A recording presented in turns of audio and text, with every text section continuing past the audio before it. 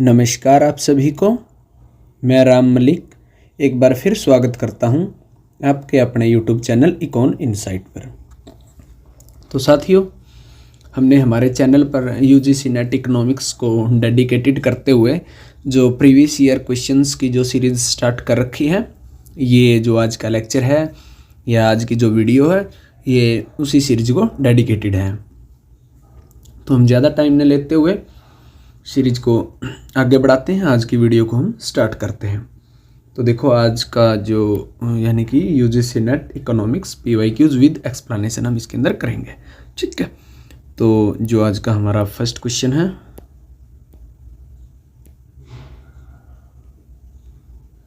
वो है कि अक्षेत्रीय गुटों के सिद्धांत में निम्नलिखित को आरोही क्रम में व्यवस्थित करें।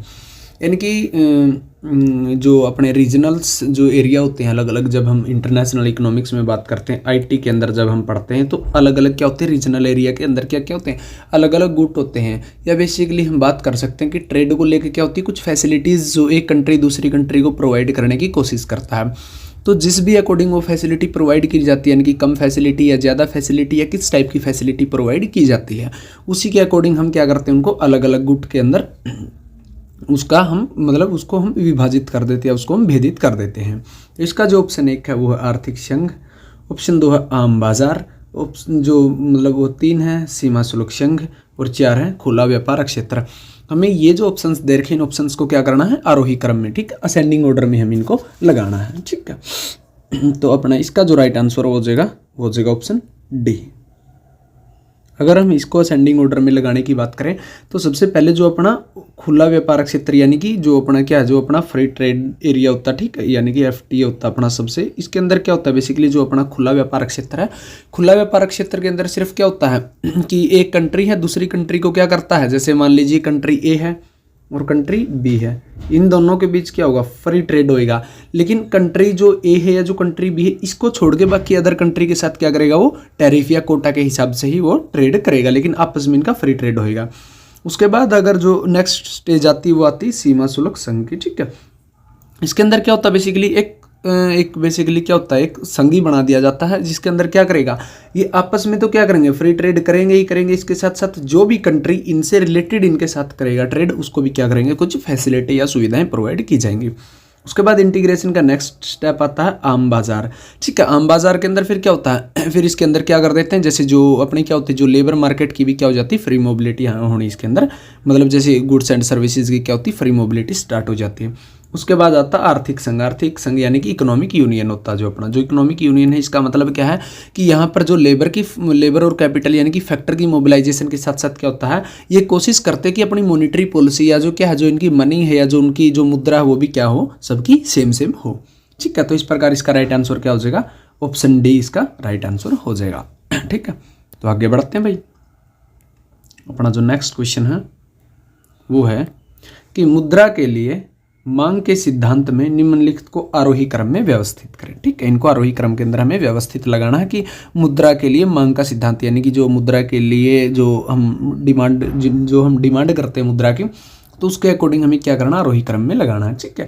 पहला जो दे रखा मुद्रा की अनियति मांग के लिए लेन देन संबंधी मांग, दूसरा मुद्रा के लिए अनुमानित मांग, तीसरा दे रखा मुद्रा के लिए सकल परिसंपत्ति मांग, फोर्थ दे रखा मुद्रा के लिए फ्रीडमैन द्वारा प्रस्तावित मांग, ठीक है। तो हम अगर इसके राइट आंसर की हम बात करते हैं तो इसका जो राइट आंसर हो जाएगा वो हो जाएगा ऑप्शन A, ठीक है। यानी कि अगर हम आरोही क्रम में इसको हम लगाएं तो जो एज इट इज़ ये जो हमें ऑप्शंस दे रखे हैं एज इट इज़ क्या है, आरोही क्रम के अंदर है। सबसे पहले आएगी मुद्रा की अनियति मांग के लिए लेन देन संबंधी मांग, उसके बाद नेक्स्ट स्टेप पे आएगी मुद्रा के लिए अनुमानित मांग, उसके बाद नेक्स्ट स्टेप आएगा मुद्रा के लिए सकल परिसंपत्ति मांग, और उसके बाद आएगा मुद्रा के लिए फ्रीडमैन द्वारा प्रस्तावित मांग का जो अपनी प्रस्तावित मांग है, ठीक है। तो हम आगे बढ़ते हैं। अपना जो नेक्स्ट क्वेश्चन है वो है कि भुगतान में संतुलन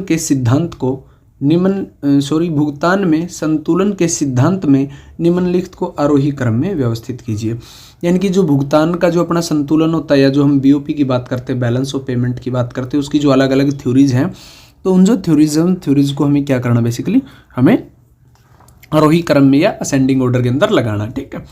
तो नंबर 1 पे दे रखा है लोच उपागम, नंबर 2 पे दे रखा है अवशोषण उपागम, नंबर 3 पे दे रखा है LM तथा IS उपागम, यानी कि जो अपना IS LM की जो अप्रोच है, ठीक है। और उसके बाद दे रखा है अपना मौद्रिक उपागम। तो इसका जो राइट आंसर वो हो जाएगा, इसको हम लगाएंगे, सॉरी इसके ऑप्शंस वो नहीं टाइप हो पाए, तो इसको अगर हम लगाएंगे तो इसका सबसे पहले क्या आ जाएगा, लोच उपागम ही आ जाएगा नंबर 1 पे लोच उपागम ही आ जाएगा। अगर हम इसको नंबर 2 पे बात करेंगे तो फिर अवशोषण अप्रोच जो अपनी है ये अलेक्जेंडर साहब की है, एब्जॉर्प्शन अप्रोच, ठीक है। जो इनकम की मतलब दृष्टि से, इनकम साइड से हम क्या करते हैं, इसके अंदर हम बैलेंस ऑफ पेमेंट को देखते हैं। और जो अपना लोच उपागम है, इलास्टिसिटी जो अप्रोच है अपनी, ये मार्शल लर्नर की है। इसके अंदर कुछ कंडीशंस भी है, बेसिकली किस पे बेस्ड है, ये प्राइस के ऊपर बेस्ड है। और जो अवशोषण है ये इनकम के ऊपर बेस्ड है। उसके बाद जो आता है अपना ISLM अप्रोच है अपनी, और उसके बाद अपना मौद्रिक उपागम आता है, ठीक है, यानी कि मोनेटरिस्ट जो अपनी अप्रोच आती है, ठीक है। तो यही क्या हो जाएगा, इसका राइट आंसर हो जाएगा 1, 2, 3 और 4। तो आगे बढ़ते हैं भाई। अपना जो नेक्स्ट क्वेश्चन है वो है कि निम्नलिखित को कालक्रमानुसार व्यवस्थित करें, यानी कि इनको क्या करना है, इनको भी हमें कालक्रम में व्यवस्थित करना है, ठीक है। कि मतलब कि इनमें से क्या है कि किस कालक्रम के अनुसार हम इनको क्या करना है, इनको हमें व्यवस्थित करना है। तो सबसे पहले देखिए AAAY यानी कि अंत्योदय अन्न योजना। नंबर 2 पे दे रखी है SJSRY स्वर्ण जयंती शहरी रोजगार योजना। 3 दे रखा है VAMBAY वाल्मीकि अंबेडकर आवास योजना। 4 दे रखा है IAY ग्रामीण आवास इंदिरा आवास योजना, ठीक है। तो अगर हम सबसे पहले इसकी बात करते हैं अपना IAY इंदिरा आवास योजना की, तो जो इंदिरा आवास योजना अपनी ये आई थी भाई 1999 से 2000 में ये आई थी अपनी, ठीक है। उसके बाद अगर हम बात करते हैं वाल्मीकि अंबेडकर आवास योजना की, तो ये जो अपनी योजना आई थी ये 2001 के अंदर आई थी भाई, ठीक है। उसके बाद जो अपनी बात आती है स्वर्ण जयंती शहरी रोजगार योजना की, ये जो योजना है ये 1997 के अंदर आई थी, 1997 के अंदर आई थी भाई। उसके बाद बात आती है अपनी AAY अंत्योदय अन्ना योजना भाई, ये जो योजना आई थी ये अपनी 2000 के अंदर आई थी भाई, ठीक है। तो अगर हम इसका ऑर्डर लगाएं या इसका अगर हम राइट आंसर की बात करें, तो जो इसका जो राइट आंसर हो जाएगा वो अपना वो अगर हम लगाएं तो सबसे पहले आ जाएगी अपनी सेकंड, इसका राइट आंसर हो जाएगा अपना A हो जाएगा भाई, ठीक है। क्यों? क्योंकि सबसे पहले अपनी आ गई स्वर्ण जयंती शहरी रोजगार योजना 1997, उसके बाद आ गई अपनी इंदिरा आवास योजना 1999-2000, उसके बाद आ गई अंत्योदय अन्न योजना 2000 और उसके बाद वाल्मीकि अंबेडकर आवास योजना 2001। क्योंकि इसके अंदर भी हमें क्या करना है, हमें आरोही क्रम के अंदर ही लगाना है, ठीक है। यानी कि बेसिकली अगर हम बात करें इनकी ओरिजिन के हिसाब से भाई कौन सी योजना कब से स्टार्ट हुई थी, ठीक है, यानी कि कौन सी योजना पहले स्टार्ट हुई थी, तो पहले के हिसाब से हमें क्या करना है, इनको लगाना है, ठीक है। तो आगे बढ़ते हैं भाई। अपना जो नेक्स्ट क्वेश्चन है उसके अंदर है भाई मेल बिठाना, यानी कि हमें मैचिंग करनी है, ठीक है। एक साइड हमें क्या दे रखी है, इकोनॉमिक्स दे रखी है, और दूसरी साइड हमें उनकी कुछ थ्योरीज दे रखी है। तो उन थ्योरीज के अंदर हमें क्या करना है, मेल बिठाना कि किस इकोनॉमिक्स का किसके साथ मेल आता है। जो ए है W रोस्ट्रो है, बी है रैगनार नर्कसे है, सी है JR हिक्स है, और डी में JM केन्स है। जो दूसरी साइड थ्योरीज दे रखी प्रभावी मांग, दुर्बल क्रम, संतुलित वृद्धि, वृद्धि की अवस्थाएं और संरक्षणवाद, ठीक है। तो सबसे पहले हम W रोस्ट्रो की बात करते हैं। तो जो W रोस्ट्रो मैच हो जाएंगे भाई 4th के साथ हो जाएंगे वृद्धि की अवस्थाएं, क्योंकि जो W रोस्ट्रो की ग्रोथ की जो थ्योरी है उसके अंदर इन्होंने क्या दे रखी, विभिन्न स्टेजेस की इन्होंने व्याख्या कर रखी, ठीक है, अलग अलग स्टेज बता रखी। तो इन्होंने कितने स्टेजें बता रखी हैं, इन्होंने 5 स्टेजें बता रखी हैं, ठीक है। तो उसके बाद बात आती है अपनी रैगनार नर्कसे की। जो रैगनार नर्कसे हैं वो बेसिकली किससे रिलेटेड है, वो संतुलित वृद्धि से, यानी कि बैलेंस्ड ग्रोथ। हम ग्रोथ एंड डेवलपमेंट के अंदर जब थ्योरी पढ़ते हैं बैलेंस्ड ग्रोथ अनबैलेंस्ड ग्रोथ, तो जो अपने रैगनार नर्कसे साहब है वो बैलेंस्ड ग्रोथ से रिलेटेड है। उसके बाद बात आती है JR हिक्स की। तो जो JR हिक्स है वो अपने इफेक्टिव डिमांड से भाई रिलेटेड है, प्रभावी मांग से क्या अपने वो संबंधित है। सॉरी जो अपने JR हिक्स है, अपने JR हिक्स दुर्बल क्रम से भाई, क्योंकि ये वीक ऑर्डरिंग से रिलेटेड है भाई, ठीक है। इनकी जो ऑर्डिनल अप्रोच है, इंडिफरेंस करो की अप्रोच, उसके बाद वीक ऑर्डरिंग आती है दुर्बल क्रम की, ठीक है। और जो इससे अगर हम बात करते हैं जो इसके बाद जेएम केन्स की बात करते हैं, वो भाई वो रिलेटेड है प्रभावी मांग से, ठीक है। और जो अपने जेआर हिक्स साहब है वो दुर्बल क्रम से। और इनके दुर्बल क्रम या वीक ऑर्डरिंग के बात ही जो अपने क्या थे, जो अपने स्ट्रॉन्ग ऑर्डरिंग की अपनी जो क्या आई थी, रिवर्ल्ड प्रेफरेंस थ्योरी आई थी, ठीक है। स्ट्रॉन्ग ऑर्डरिंग के वो बेस पे थी। और जेएम केन्स थे ये अपने प्रभावी मांग यानी कि जो अपने इफेक्टिव डिमांड से रिलेटेड है भाई, एडी से रिलेटेड है। तो इस अकॉर्डिंग इसका अपना राइट आंसर क्या हो जाएगा, यानी कि अपना ए का फोर्थ हमने मैच कर दिया, तो राइट आंसर अपना सी हो जाएगा भाई, ठीक है। तो आगे बढ़ते हैं भाई। अपना नेक्स्ट क्वेश्चन फिर यही है कि मेल बैठाइए भाई, एक साइड इकोनॉमिक्स दे रखे, दूसरी साइड उनकी थ्योरीज दे रखी। तो सबसे पहले दे रखे हैं डब्ल्यू.जे. बामोल, उसके बाद बी. अहलिन, उसके बाद गुन्नार मेडाल और उसके बाद ए. के. सेन। जो दूसरी तरफ थ्योरीज दे रखी हैं, थ्योरीज या इनकी बुक्स दे रखी, जो एथिक्स ऑफ इकोनॉमिक्स, नंबर 2 पे दे रखी है interregional and international trade, number 3 पे दे रखी है an inquiry into nature and causes of wealth of nation. ये कॉलेज नहीं कॉजेज आएगा भाई, यहाँ causes of wealth of nation आएगा। उसके बाद दे रखी है एशियन ड्रामा, उसके बाद दे रखी है economics theory and operation analysis, ठीक है। तो हम मैच करने की कोशिश करते हैं भाई। सबसे पहले हम बात करते हैं डब्ल्यू.जे. बामोल की। तो जो डब्ल्यू.जे. बामोल की थ्योरी है या जो उनकी जो बुक्स है, उनकी बुक्स का नाम है भाई economics theory and operation analysis. जो ए है वो मैच कर जाएगा 5th के साथ, ठीक है। उसके बाद आती बी. अहलिन की। जो अपने बी. अहलिन ने इन्होंने बात की है interregional and international trade की, यानी कि एक जो मतलब एरिया के अंदर, जैसे एरिया ए और एरिया बी के अंदर जो ट्रेड होता है, उस ट्रेड के बारे में इन्होंने बात की है। तो ये हो जाएगा भाई अपना 2 से ही मैच हो जाएगा। उसके बाद जो अपने गुन्नार मेडाल साहब की बात आती है, इनकी जो पुस्तक है वो भाई एशियन ड्रामा, एशियन ड्रामा नाम की जो बुक है वो गुन्नार मेडाल साहब ने लिखी है। उसके बाद आती ए. के. सेन, ठीक है। तो ए. के. सेन की जो बुक है, जो पुस्तक है, उनका नाम है भाई एथिक्स ऑफ इकोनॉमिक्स। तो इस अकॉर्डिंग अगर हम राइट आंसर की बात करें, तो जो अपना राइट आंसर है वो हो जाएगा भाई फर्स्ट का 5th, यानी कि अपना बी राइट, अपना बी क्या हो जाएगा, राइट आंसर हो जाएगा भाई, ठीक है। तो आगे बढ़ते हैं। अब अपना जो नेक्स्ट क्वेश्चन है वो है कि मेल बैठाना, उसके अंदर भी मेल बैठाना भाई। आज जो अपने ज़्यादातर क्वेश्चन क्या है, इसी से रिलेटेड है कि आप क्या करो, आप असेंडिंग लगाओ, डिसेंडिंग लगाओ, या क्या करो, मैचिंग करो। जो अपना यूजीसी नेट का इकोनॉमिक्स का जो अपना एग्जाम होता है, उसके अंदर क्या होता है कि बहुत सारे क्वेश्चन ऐसे आते हैं जिसके अंदर हमें क्या करना, हमें मैचिंग करनी होती है, हमें असेंडिंग डिसेंडिंग लगाने होते हैं कि कौन सा इकोनॉमिक्स पहले आया या कौन सी थ्योरी पहले आई, या कौन सी थ्योरी या कौन सी बुक किस इकोनॉमिक्स की। तो इस टाइप की क्या हमें हर बार का ये क्या आता है, अपना हर बार का ये ट्रेंड रहता है कि काफ़ी सारे क्वेश्चंस या बहुत सारे क्वेश्चंस हमें इससे रिलेटेड देखने को मिलते हैं। तो इसलिए मतलब आज के जो अपने क्वेश्चंस है वो इसी से रिलेटेड है, ठीक है। तो यहाँ भी हमें मेल बिठाना है।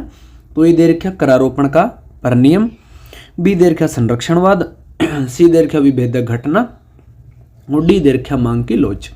दूसरी साइड अपने इकोनॉमिक्स दे रखे हैं। सबसे पहले दे रखे अल्फ्रेड मार्शल, फिर दे रखे मस्ग्रेव, फिर दे रखे ए. कांटिलोन, फिर दे रखे है मर्केंटलिज्म, उसके बाद दे रखे अपने एडम स्मिथ, ठीक है।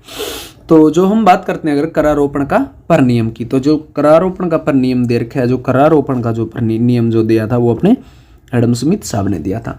जो एडम स्मिथ साहब हैं, इनको हम फादर ऑफ पॉलिटिकल इकोनॉमी भी बोलते हैं, और जो क्लासिकल स्कूल ऑफ इकोनॉमिक्स के ये फाउंडर भी रहे हैं, ठीक है। उसके बाद आती है संरक्षणवाद की। जो संरक्षणवाद रिलेटेड वो मर्केंटलिस्ट से रिलेटेड है, ठीक है। जो मर्केंटलिस्ट थे वो संरक्षणवादी अप्रोच के बंदे थे भाई। उसके बाद आती विभेदक घटना। तो जो अपने विभेदक घटना ये अपने किससे रिलेटेड है, ये अपने मस्ग्रेव साहब से रिलेटेड है भाई। और उसके बाद जो मांग की लोच आती है, इलास्टिसिटी ऑफ डिमांड की अगर हम बात करते हैं, तो अल्फ्रेड मार्शल साहब की, क्योंकि जो हम थ्योरीज ऑफ डिमांड की जो हम थ्योरी की बात करते हैं, इसका जो हमारी सीरीज है बेसिकली, जिसके अंदर हम क्या करते हैं, जिनका हम कंसेप्चुअल या थ्योरेटिकल क्लास से करते हैं, उसके अंदर हमारे इसके लेक्चर भी मिल जाएंगे आपको। तो इस अकॉर्डिंग अगर हम राइट आंसर की बात करें, तो करारोपण का परिनियम एडम स्मिथ से फर्स्ट का 5th आ जाएगा। तो उस अकॉर्डिंग अपना राइट आंसर क्या हो जाएगा भाई, राइट आंसर अपना डी हो जाएगा, ठीक है। तो आगे बढ़ते हैं। अपना जो नेक्स्ट क्वेश्चन है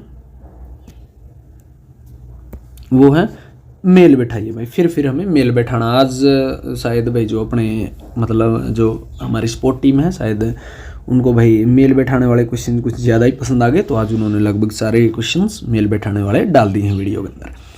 तो देखो भाई इसके अंदर भी क्या अलग अलग थ्योरीज हैं। तो सबसे पहले देखिए सापेक्षिक आय परिकल्पना, उसके बाद देखिए स्थायी आय परिकल्पना यानी कि परमानेंट इनकम हाइपोथेसिस, उसके बाद देखिए पूंजी की सीमांत कार्यक्षमता, उसके बाद देखिए तुलनात्मक कीमत फायदा।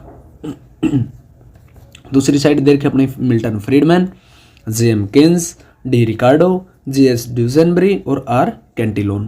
तो यहाँ भी टीम ऑप्शंस देने शायद भूल गई है, तो हम वैसे मैच कर लेते हैं भाई। तो सबसे पहले देखो सापेक्षिक आय परिकल्पना यानी कि रिलेटिव इनकम हाइपोथेसिस भाई, किससे रिलेटेड जगह अगर हम कंजम्पशन की थ्योरीज की बात करते हैं तो उसके अंदर थ्योरी आती है अपनी सापेक्षिक आय परिकल्पना यानी कि रिलेटिव इनकम हाइपोथेसिस। तो ये जो अपनी ये भाई ड्यूसेनबरी साहब से रिलेटेड है यानी कि फर्स्ट का फोर्थ आ जाएगा भाई। उसके बाद आती है स्थायी आय परिकल्पना यानी कि परमानेंट इनकम हाइपोथेसिस, जो कंजम्पशन की थ्योरी जो उसी के अंदर भाई ये थ्योरी भी है जो मिल्टन फ्रीडमैन साहब की थ्योरी है भाई, ये मिल्टन फ्रीडमैन साहब से रिलेट कर जाएगी। जो पूंजी की सीमांत कार्य क्षमता भाई, जो पूंजी की कार्य सीमांत क्षमता है ये किससे रिलेटेड है, ये अपने जेएम केन से रिलेटेड है भाई। और उसके बाद जो तुलनात्मक कीमत फायदा है, ये तुलनात्मक कीमत फायदा डी रिकार्डो साहब ने दिया था भाई, ठीक है। तो इस प्रकार क्या आ जाएगा, जो अपना ए है ए का आ जाएगा अपना फोर्थ, जो अपना बी है बी का आ जाएगा भाई अपना फर्स्ट, जो अपना सी है सी का जो अपना आ जाएगा सेकंड, और जो अपना डी है डी का अपना आ जाएगा भाई थर्ड, ठीक है। तो ये राइट आंसर बन जाएंगे भाई। तो आगे बढ़ते हैं भाई, फिर हमें मेल बिठाना भाई। तो एक साइड हमें दे रखा है कि कौन से सिद्धांत है वो किससे मेल खाएंगे भाई। वितरण का सीमांत उत्पादकता सिद्धांत भाई, बी दे रखा तुलनात्मक लागत सिद्धांत, सी दे रखा तटस्थ वक्र विश्लेषण यानी कि तटस्थ वक्र विश्लेषण भी हम इसको बोलते हैं। उसके बाद डी जो दे रखा है एकाधिकारी प्रतिस्पर्धा दे रखी भाई। दूसरी साइड दे रखी अपने मूल्य का श्रम सिद्धांत, अतृप्तता का नियम, उत्पाद विभेदीकरण, उसके बाद अपनी पूर्ण प्रतिस्पर्धा और तरलता की वरीयता। तो अगर हम इसका मैच करें भाई, तो सबसे पहले अपना वितरण का सीमांत उत्पादकता सिद्धांत है। जो वितरण का सीमांत उत्पादकता अपना सिद्धांत है यानी कि जो डिस्ट्रीब्यूशन की जो अपनी थ्योरी है, मतलब कि जो मार्जिनल प्रोडक्टिविटी डिस्ट्रीब्यूशन की थ्योरी है, पूर्ण प्रतिस्पर्धा से रिलेट करती भाई, यानी कि परफेक्ट कंपटीशन से ये रिलेटेड है। ए का फोर्थ हो जाएगा। जो अपना बी है तुलनात्मक लागत सिद्धांत यानी कि जो अपनी कंपैरेटिव जो अपनी क्या कंपैरेटिव कॉस्ट जो थ्योरी है वो किससे रिलेट करती है, वो अपना भाई मूल्य का श्रम सिद्धांत से वो रिलेट करती भाई। उसके बाद आती है तटस्थ वक्र विश्लेषण। जो तटस्थ वक्र विश्लेषण है वो अतृप्तता का अनुमान से रिलेट करता भाई।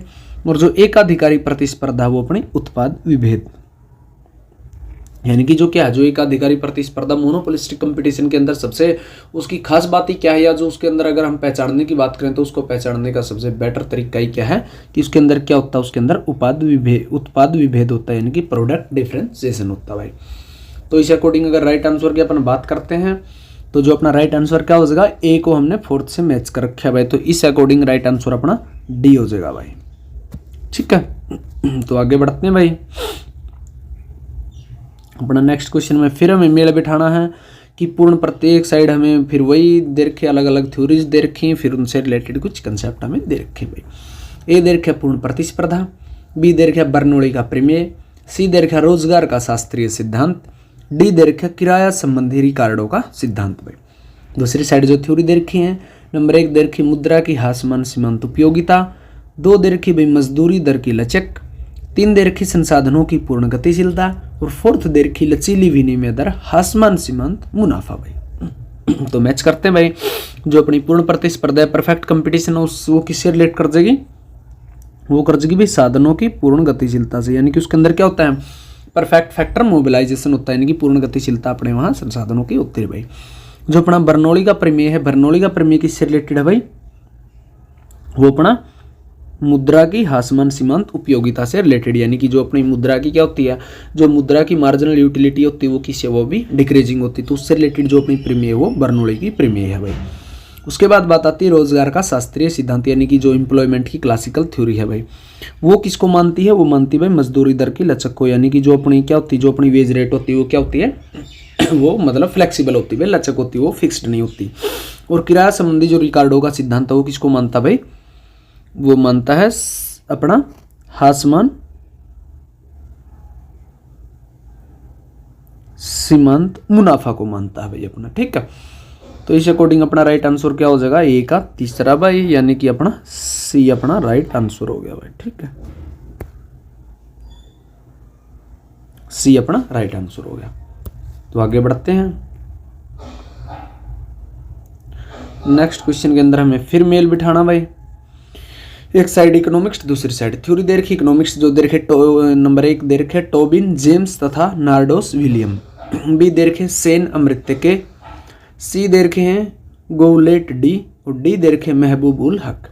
दूसरी साइड जो थ्योरीज दे रखी हैं, 1 प्रामाणिक विकास, 2 आर्थिक संपन्नता की माप, 3 मानव विकास प्रतिवेदन, और 4th जो दे रखा विकास आजादी के रूप में, और 5th जो दे रखा चयनात्मक समतावाद भाई। तो जो अपने टोबिन जेम्स तथा नार्डोस विलियम है वो किससे रिलेटेड है, वो है भाई आर्थिक समता की माप से रिलेटेड। ठीक है, यानी कि जो इकोनॉमिक जो हमारी संपन्नता होती है उस इकोनॉमिक संपन्नता की जो माप से रिलेट करते हो अपने टोबिन वगैरह इकोनॉमिक्स करते हैं भाई। सेन और अमृत्य के किससे रिलेट करेंगे भाई, यानी कि जो ए के सेन है, ए के सेन और जो अपने अमृत्य के सेन है, इनका जो है वो भाई विकास की आज़ादी, इनका मतलब इनकी थ्योरी से रिलेटेड है विकास की आज़ादी से, कि आप मतलब फ्रीडम से रिलेटेड है कि किसी भी बंदे को या किसी भी पर्टिकुलर क्या करेगा, जिसको जितनी उसकी फ्रीडम रहेगी उसी अकॉर्डिंग वो करेगा अपना इकोनॉमिक डेवलपमेंट कर पाएगा भाई बेटर तरीके से। गोलेट डी जो अपने रिलेट हैं वो प्रामाणिक विकास से रिलेट करते हैं भाई, और जो अपने महबूब उल हक हैं वो किससे रिलेट करते हैं, वो अपने रिलेट करते हैं भाई मानव विकास प्रतिवेदन से। मानव ये जो अपनी HDI की जो रिपोर्ट आती है भाई वो उसके जो क्या है जो UNDP पब्लिश करती है वो महबूब उल हक ने वो बनाई थी, और जो साथ में जो अपने AKCN वगैरह इकोनॉमिक्स थे उनकी हेल्प से भाई। तो जो राइट आंसर इसका हो जाएगा टोबिन्स जेम्स, यानी कि सेकंड, फर्स्ट का ए का इसका सेकंड है, तो इस अकॉर्डिंग राइट आंसर अपना ए हो जाएगा भाई। तो हम आगे बढ़ते हैं। तो अपना भाई नेक्स्ट क्वेश्चन है कि फिर मेल बैठाना भाई। एक साइड फिर थ्योरीज हैं, फिर उनसे रिलेटेड कुछ कंसेप्ट हैं। ए दे रखा स्थानापन्नता की हासमान सीमांत दर, बी दे रखा श्रम की सीमांत उत्पादकता, सी दे रखा अनुपातहीनता तथा अल्प उपभोग, डी दे रखा सार्वभौम हासमान सीमांतक फलन भाई। दूसरी साइड जो थ्योरीज दे रखी हैं, 1 दे रखा द्वैध अर्थव्यवस्था मॉडल, 2 दे रखा पूंजीगत संकट का मार्क्सवादी सिद्धांत, 3 दे रखा रिकार्डो द्वारा प्रतिपादित स्थिर अवस्था, और 4th दे रखा तटस्थ वक्र विश्लेषण, 5वां दे रखा चक्रीय प्रवाह भाई। तो राइट आंसर की अगर हम बात करें तो सबसे पहले मैच कर लेते हैं भाई। मैच करके हम देखते हैं अगर कि स्थानापन्नता की हासमान सीमांत दर ये किससे मैच कर जाएगी भाई, यानी कि जो हमारा सब्स्टिट्यूशन होता है उसकी क्या होती है हासमान सीमांत दर, यानी कि उसकी क्या होती है वो जो उसकी मार्जिनल जो रेट होती है वो क्या होती है बेसिकली डिमिनिशिंग होती है। तो ये चीज़ हम किसके अंदर पढ़ते हैं, ये हम भाई तटस्थ वक्र विश्लेषण के अंदर हम ये चीज़ पढ़ते हैं, जो अपना IC कर्व के अंदर हम ये बात पढ़ते हैं भाई। तो ए का हमारा 4th हो जाएगा। बी श्रम की सीमांत उत्पादकता, जो अपने श्रम की सीमांत उत्पादकता वो किससे रिलेट करती है भाई, वो द्वैध अर्थव्यवस्था मॉडल से रिलेट करती है। ठीक है, उसके बाद जो अपनी अनुपातहीनता तथा अल्प उपभोग है वो किससे रिलेट करेगा, वो अपना भाई पूंजीवादी संकट का मार्क्सवादी सिद्धांत से वो रिलेट कर देगा। और जो सार्वभौम हासमान सीमांत फलन है वो अपना किससे रिलेट कर देगा, फिर वो कर देगा रिकार्डो द्वारा प्रतिपादित स्थिर अवस्था भाई। तो इस अकॉर्डिंग जो राइट आंसर बन जाएगा वो बन जाएगा ए का 4th, यानी कि अगर बात करें अपन राइट आंसर सी हो जाएगा भाई अपना। ठीक है, तो आगे बढ़ते हैं। नेक्स्ट अपना जो क्वेश्चन आता भाई वो फिर अपना मेल बिठाने वाला ही क्वेश्चन आ गया भाई। मेल बिठाइए, तो जो अपना एक साइड क्या दे रखी है, एक साइड थ्योरीज दे रखी हैं और दूसरी साइड जो अपने इकोनॉमिक्स दे रखे हैं भाई। ठीक है, तो जो अपनी सबसे पहले दे रखा है प्रगटित अधिमान सिद्धांत, उसके बाद दे रखा अतिरिक्त मूल्य, फिर दे रखा विंकुचित या किंक्ड अपना जो डिमांड कर्व होता है, फिर दे रखा नियंत्रित परमानंद बिंदु, और जो समूह सेकंड में हमें इकोनॉमिक्स दे रखे हैं।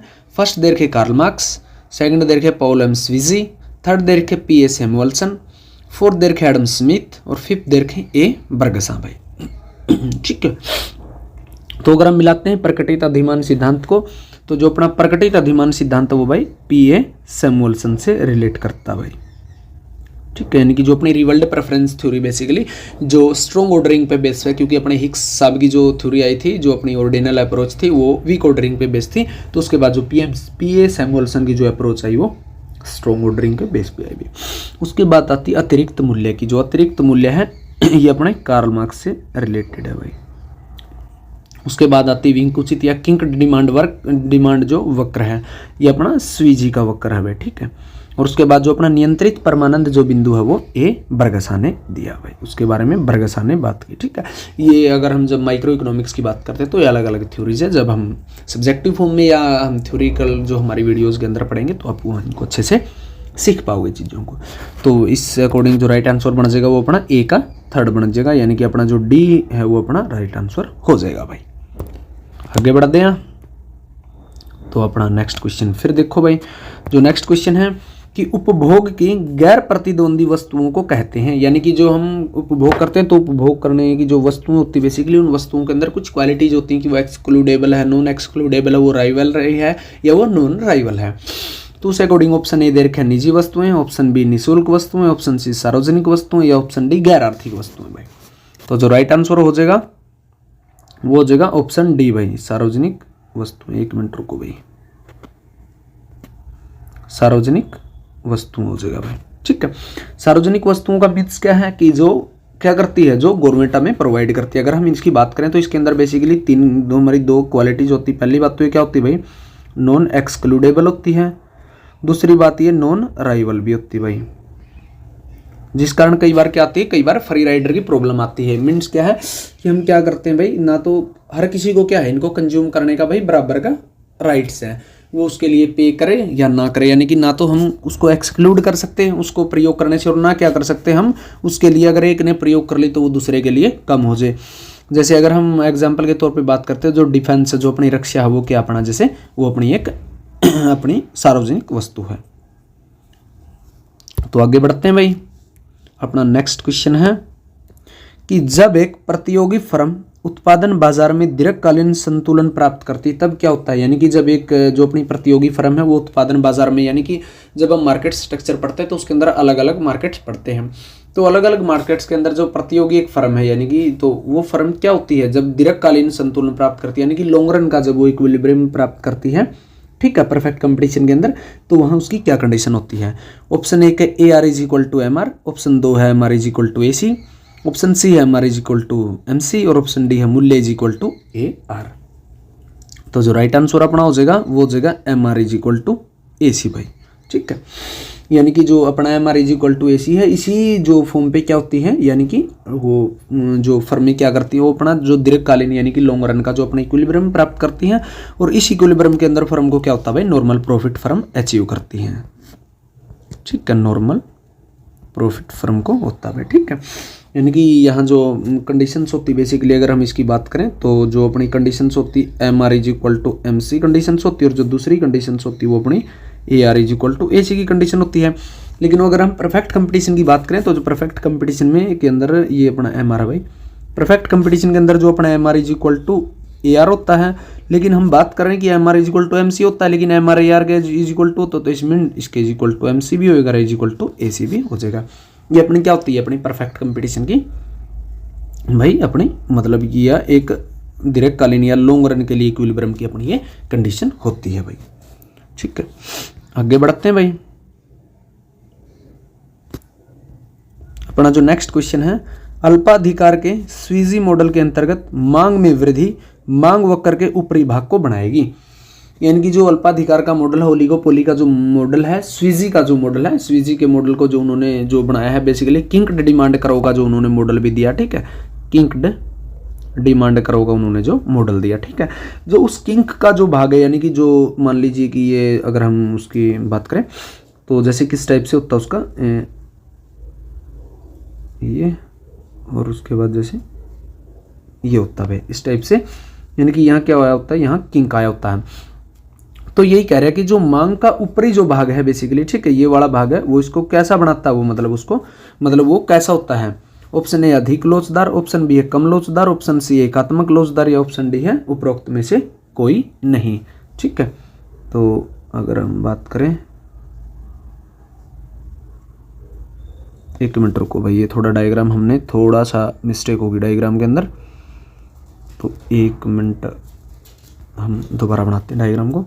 तो देखो डायग्राम, क्योंकि इसका जो राइट आंसर आ जाएगा इसका कम लोचदार आ जाएगा। ठीक है, कम लोचदार का मीन्स क्या है कि जब कोई भी फर्म प्राइस बढ़ाएगी तो उसका मतलब क्या, भी अन्य कोई भी फर्म अपना प्राइस साथ में बढ़ाई नहीं की, तो इसका मतलब उसकी लोच क्या रहेगी, उसकी लोच भाई काफी कम रहेगी। ठीक है, और लेकिन जैसे ही किंग के बाद वो अगर वो उसके बाद बढ़ाएगा तो फर्में अपनी बढ़ाएंगे। ठीक है, तो इस टाइप से यहाँ किंग आ जाएगा। ठीक है, मतलब इस टाइप से ये बनता है डायग्राम।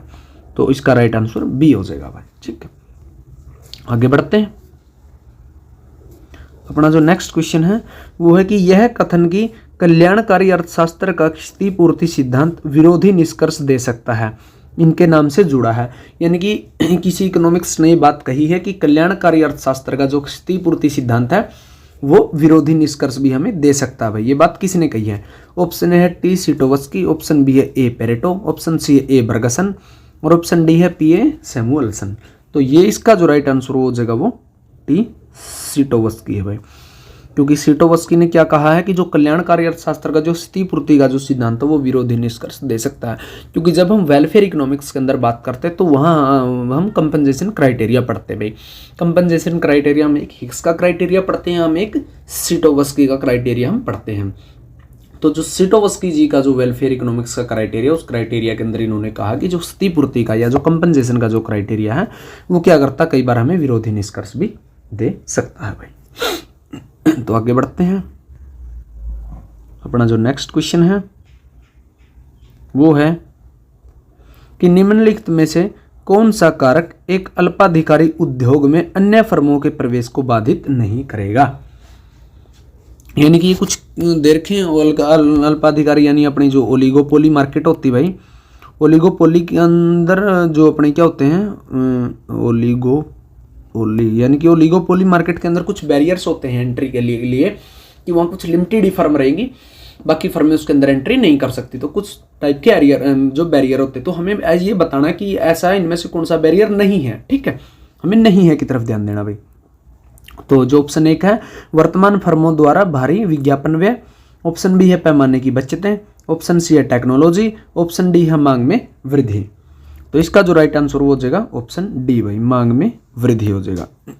ठीक है, यानी कि जो वर्तमान फर्मों द्वारा भारी विज्ञापन व्यय, यानी कि जो फर्में एग्जिस्ट कर रही ऑलरेडी वहां है फर्में, अगर वो विज्ञापन के ऊपर या एडवर्टीजमेंट के ऊपर वो व्यय कर रही बहुत ज्यादा, तो जो भी नई फर्म आएगी वो क्या कर पाएगी, उतना ही व्यय नहीं कर पाएगी, इतना एक्सपेंडिचर वो खर्चा नहीं कर पाएगी, जिस वजह से वो मार्केट के अंदर नहीं टिक पाएगी। तो ये बैरियर हो सकता है।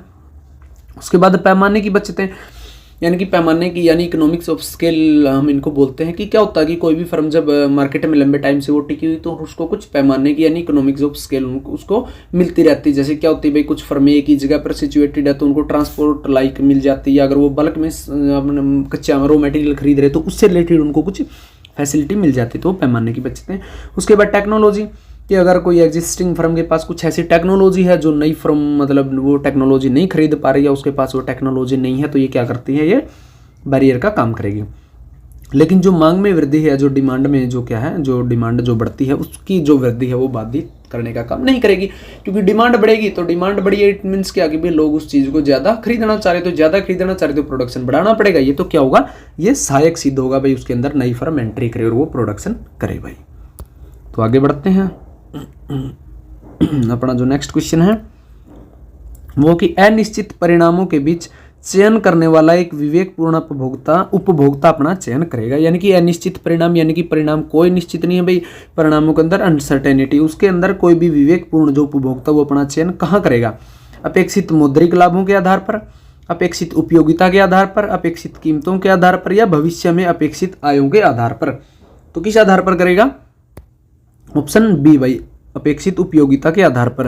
बेसिकली जो कोई भी कंजम्पशन है या जो कोई भी कंज्यूमर्स है वो कंज्यूम करता है या जो कंजम्पशन करता है वो किस अकॉर्डिंग करता है, वो यही करता है कि भाई मेरी उस उपयोगिता किससे मिलेगी, मार्जिनल यूटिलिटी मेरी कहाँ मैक्सिमम होगी।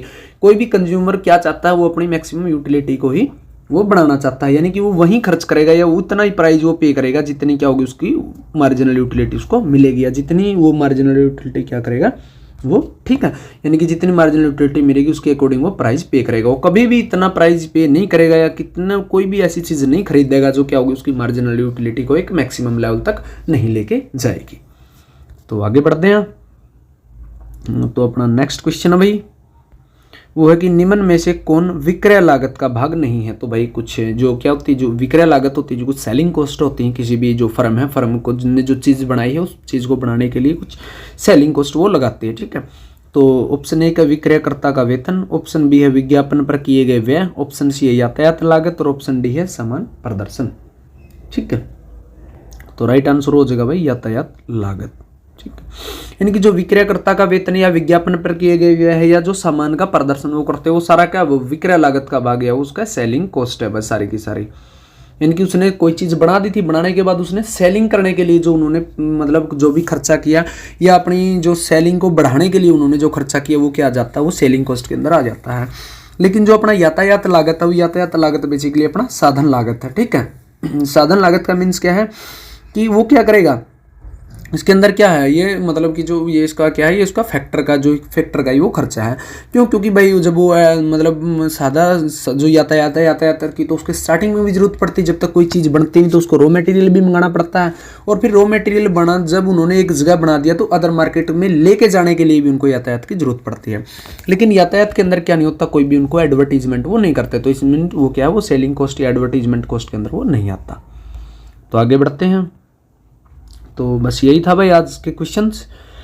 तो उम्मीद है, आशा है कि वीडियो आपको पसंद आया होगा, क्वेश्चंस आपको पसंद आए होंगे। अगर क्वेश्चंस आपको पसंद आए हैं, वीडियो पसंद आया है तो आप चैनल को सब्सक्राइब करें, वीडियो को लाइक करें, वीडियो को शेयर करें। तो मिलते हैं इसी के साथ नेक्स्ट वीडियो में, तब तक के लिए पढ़ते रहिए, सीखते रहिए। थैंक्स, धन्यवाद।